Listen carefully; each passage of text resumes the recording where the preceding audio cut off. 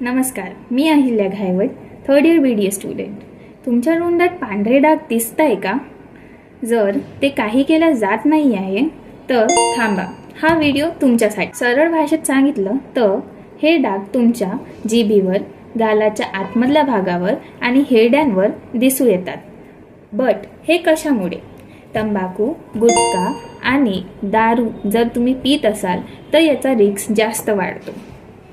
सगळ्यात महत्त्वाचं म्हटलं तर हे डाग पेनलेस असतात, म्हणून याची काळजी कोणी घेत नाही आणि सगळे याला इग्नोर करतात.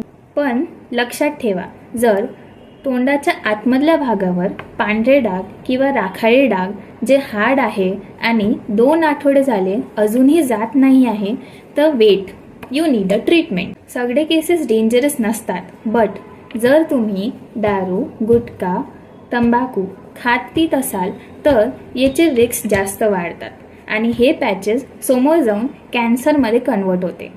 समोर जाऊन हेच पॅचेस व्हाईट किंवा white plus red mix patches दिसून येतात. थांबा, ट्रीटमेंटसाठी गूगल करू नका, डेंटिस्ट किंवा डॉक्टरला दाखवा.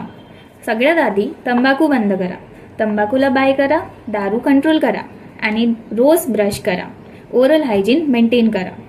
शॉर्टमध्ये म्हटलं तर इग्नोर करू नका. जर व्हिडिओ युजफुल वाटल्यास तर do like, share and subscribe. Take care. आणि तुमच्या तोंडात असं काही वियर्ड वाटल्यास डेंटिस्टला नक्की दाखवा. वेळेवर चेकअप केल्यास सगळं काही बरं होऊ शकते.